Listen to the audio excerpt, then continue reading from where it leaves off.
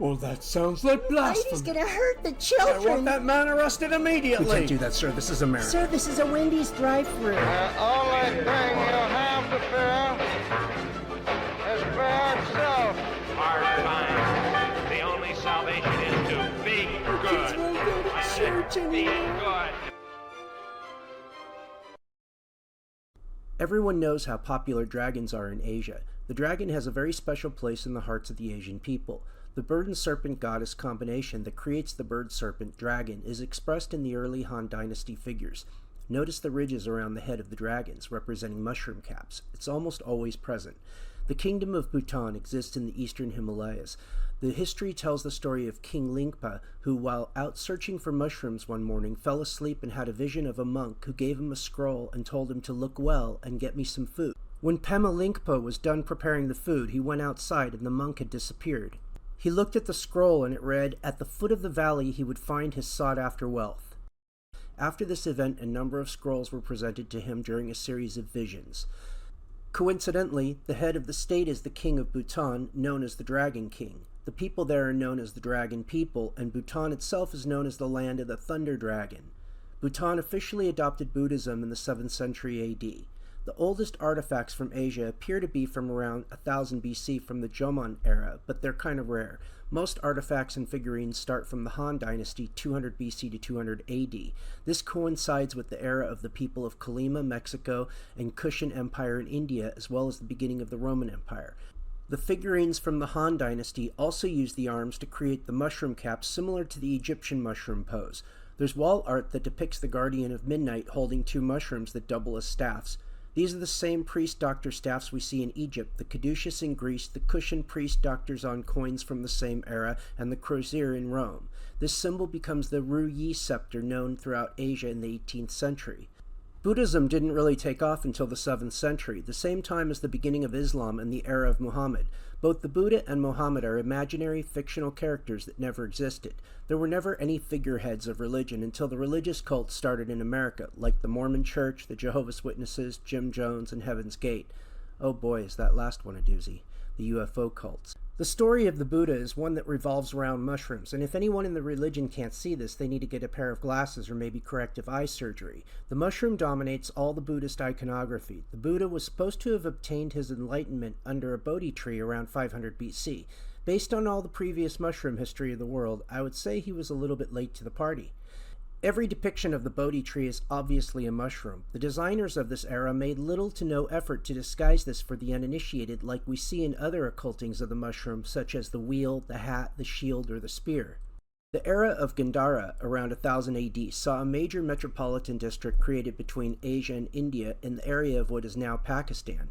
This is where the majority of our images and artifacts come from. This was a center of higher learning and spirituality, similar to Egypt 2000 years prior. There's a wheel of the law, which appears all over the place. This is obviously a mushroom cap. It's depicted in several ways, but always reveals mushroom symbolism. Sometimes it's part of a stupa, which can also appear in different variations as well. Then we have the stupa by itself, which is just a stack of mushrooms on top of each other.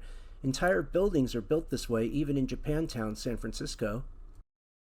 Another object we see everywhere in Buddhism is the parasol or umbrella. Similar to what we saw in Mexico, little effort is really made to trick the uninitiated. If you think about it, though, they don't really need to. Just think about how many people, maybe yourself included, went all this time until now without seeing this as a mushroom. A lot of it takes place on unconscious levels. We take everything for granted and walk around asleep most of the time. It's time to wake up from that slumber if you're not already awake. Atlantis and Lemuria are popular in modern times. Plato first talked about it, but it was all theory on the perfect society, not a recounting of an actual location that existed. The myth of a real Atlantis appears to have started with Madame Helena Blavatsky, as far as I can tell. She founded the Theosophical Society in 1875, and in 1888 she published The Secret Doctrine, which makes mention of Atlantis. However, Jules Verne wrote about it as early as 1871 in 20,000 Leagues Under the Sea, though I suspect he borrowed the inspiration from this from Blavatsky. Ignatius Donnelly first published Atlantis, the Antediluvian World in 1882, right in between the time Blavatsky founded the Theosophical Society and the time she published The Secret Doctrine. Blavatsky had traveled to Tibet to learn all of this, supposedly. That's the key here. She must have been such an important person because she was supposedly shown secret ancient documents by a group of monks that revealed these things to her. In a book by Tim Moroney, The Book of Dizyan, the truth is revealed that Blavatsky was a liar, a charlatan, and a complete fraud. What she held was knowledge she acquired in her life, possibly through Rosicrucian Freemason friends or family.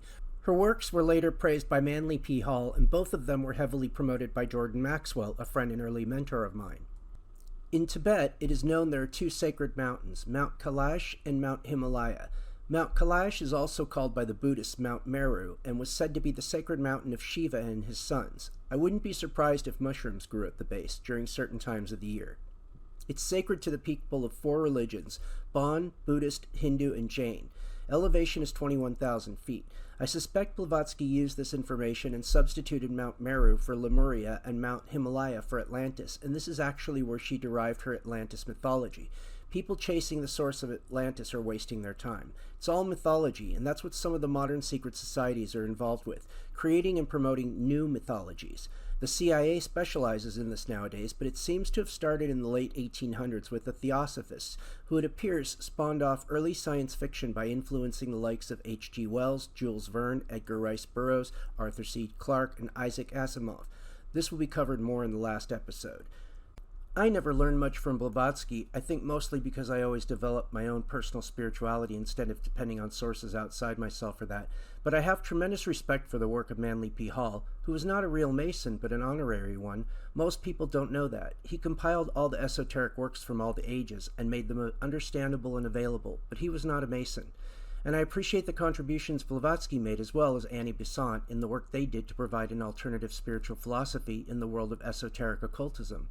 The work of these groups, like the Theosophical Society and the Anthroposophy education, like Steiner, were tremendous in helping steer the culture away from Christianity as the sole religion in America, and they helped shape much of our modern society by being myth makers.